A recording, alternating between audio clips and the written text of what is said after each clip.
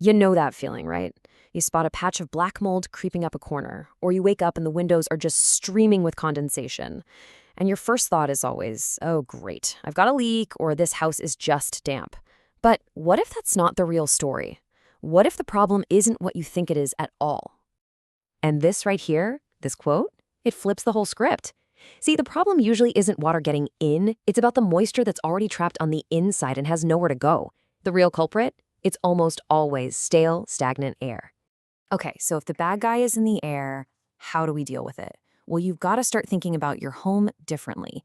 It's not just a sealed box, it's more like a living thing that needs to breathe. And understanding how that air moves, that's the key to everything. Now, the technical term for this whole breathing process is, of course, ventilation. It sounds a bit boring and technical, I know, but it's really just your home's respiratory system. It's how your house is meant to inhale fresh, dry air and exhale all that stale, damp air that we create just by living our lives. When that system is working, everything's great. When it's not, well, that's when you start to see the problems. So, what does this breathing actually look like in practice? Well, just like a person, your home can either take deep, healthy breaths or it can be wheezing and struggling. And that really is the difference between a happy home and one that's got issues. And I mean, the difference is night and day. On one side, you have healthy airflow. The air is always moving, it's pulling moisture out, it stops those musty smells before they start, and it makes your home a terrible place for mold to get a foothold. But then you have the other side. Stagnant, trapped air that just clings to moisture, creates those smells we all know, and basically rolls out the welcome mat for mold. Does that column on the right sound a little familiar? And here's the thing. We're part of this whole system. Our everyday lives, cooking, showering, even just breathing, we are constantly pumping moisture into the air. How we heat our homes plays a huge part too. If you only heat one or two rooms, you're creating cold spots elsewhere, and that damp air will find those cold walls and corners to condense on instantly. Our daily habits have a direct line to how well our home can breathe. All right, time to put on your detective hat, because now that we know what we're actually looking for, we can start investigating the crime scene. Let's find the clues your home is leaving you that it just can't breathe properly. And here they are, your prime suspects. That nasty black mold, right? Especially in corners or tucked away behind a wardrobe where the air just sits. That musty smell you can never seem to get rid of. Waking up to water droplets all over the inside of your windows. Even paint or wallpaper that starts to peel for no reason. All of these are classic signs that the root of your problem is poor ventilation, not some mysterious leak. Okay, let's get practical. It's time to do a really quick 5-minute ventilation checkup. We're going to find the source of the problem. So, here's your action plan. First, pop into the kitchen and bathroom and check those extract fans. Are they actually on? Are they clogged with dust?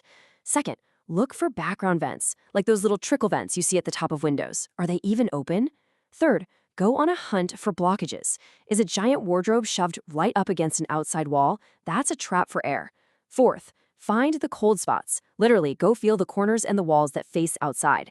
And finally, just take a second to think, how does air actually move or not move between your rooms? And this is where it all clicks. This is where your detective work pays off.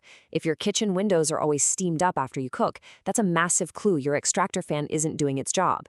See black mold in the corners of your bedroom? That points directly to stagnant air hitting a cold surface. That musty smell in a closet? That's screaming that you have a low air change rate. Fresh air just isn't getting in. So you see, every symptom points to a specific, and more importantly, a fixable cause. So, you've found the clues, you've connected them to a cause. Now what? Well, the solution is rarely some massive, expensive project.